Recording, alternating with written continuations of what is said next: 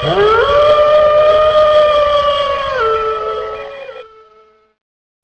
guys, welcome to Miley Media. Most cops will tell you that they've seen it all.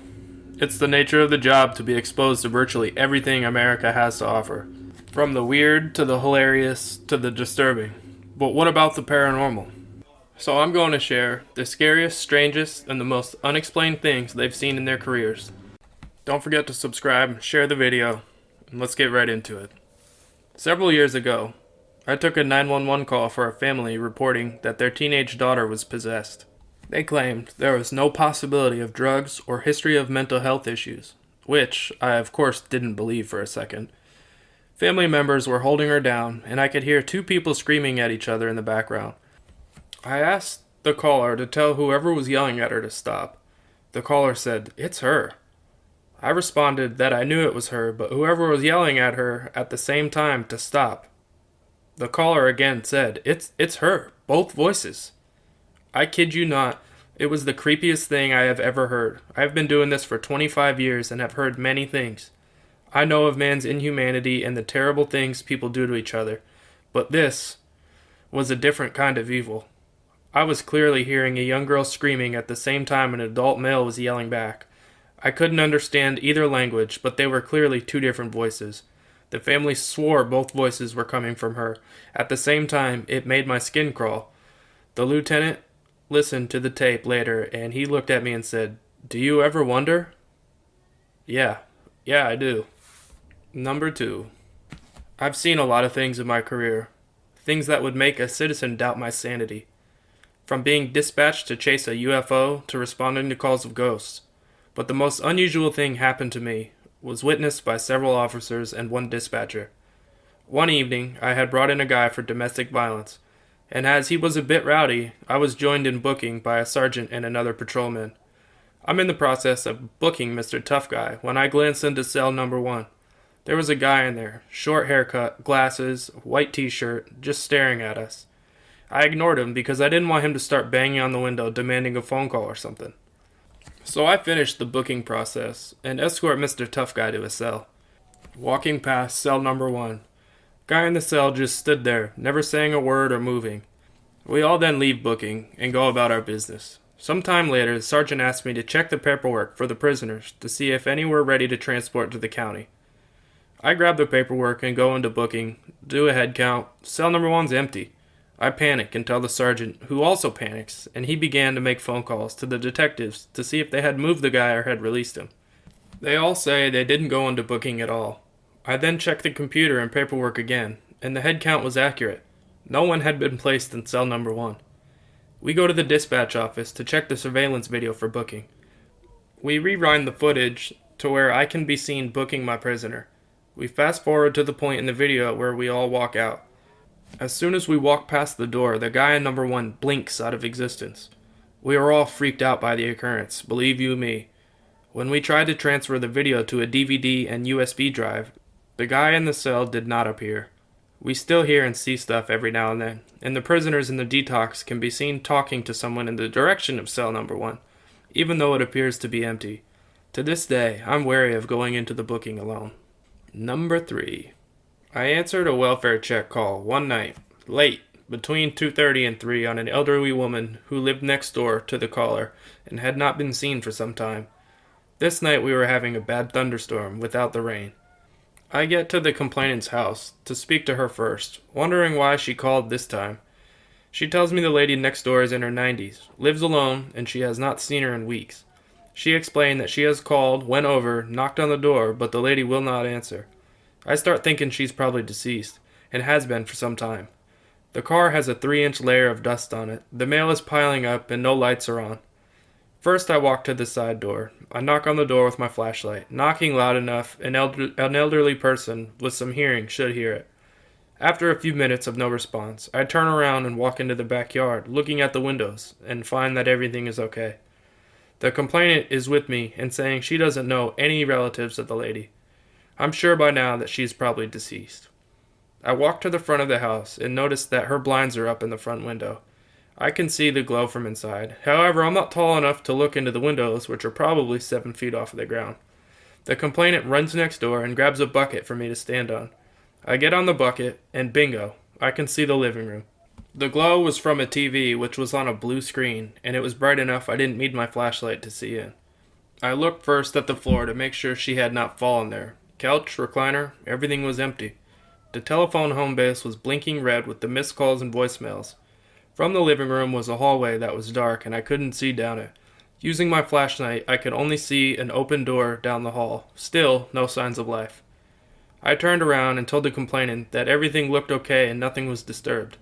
I turned back around, and an elderly woman was looking back at me with her face right up against the glass. I couldn't breathe. It felt as I'd been hit in the chest by a bat. I fell backwards and off the bucket. I hit the ground hard, and the complainant rushed to me. I pushed her off as she was trying to help me up, and I ran back to the bucket. My heart was pounding, but I had to see.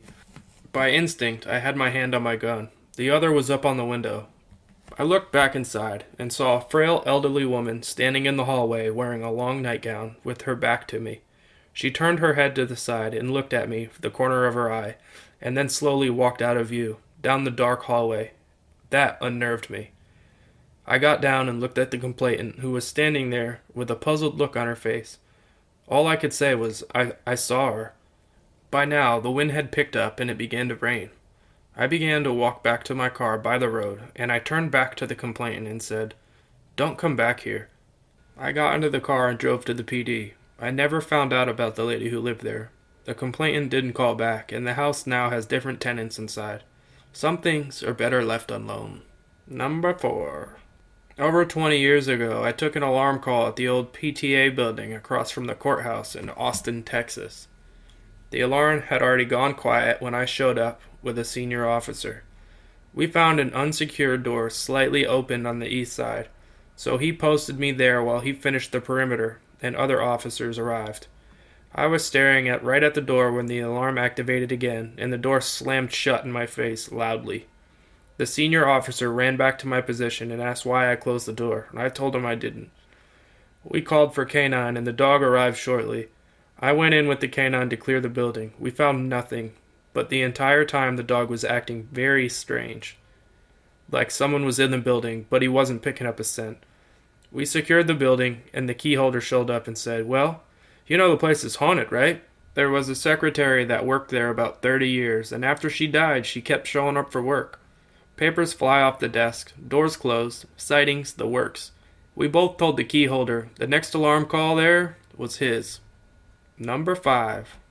I was working at a college that claims to be haunted. Me and my partner didn't believe any of it.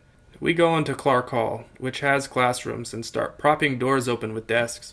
This is around 0200 hours. We already walked through and made sure the building was empty. Only 2 stairwells wasn't hard to do. We're on the 3rd floor. I finished my door and wedged the desk in between the door and the frame. When I finish, I shake it and make sure it's in there pretty secure. I go over and help my buddy with his door, when behind me the door I was working on opens up and the chair-desk combo flings across the room and the door slams. He takes off running, jumping, landing to landing. I still don't think he's ever gone in that building again. Number 6. A couple years back, I was patrolling around 3 or 4. I drive by a small airport in my jurisdiction that is in the middle of the woods, which has several hangars and one main office building. I drive by it a few times a night, as it has been burglarized in the past. On this particular night, I'm driving by and I hear an audible alarm sounding from inside. I was not dispatched and did not receive any calls about it. I call it in and walk up to the building, which is completely dark and not occupied. Every point of entry is secure, so now I'm waiting on the key holder to let me in to clear the inside. I figure a loose door, the wind, etc. tripped the alarm. The key holder comes out with his wife in a couple of minutes and they open up the door for me. I clear the entire office, a garage, etc. Nothing is disturbed. The key holder is confused, as the alarm is not a motion alarm nor an alarm system. The key holder explains to me that the alarm is coming from a cash register that was opened inside by the office. The cash register could only be opened by pressing a hidden button, which I'll say was extremely well hidden without going into too much detail. The only people who knew where the button was located was he and his wife and his deceased father. He told me the cash register closes and locks without him pressing this button. It couldn't possibly open, and it was not oversight neither. As I had driven by several hours before and heard nothing, the money was not disturbed. However, the register was all the way open.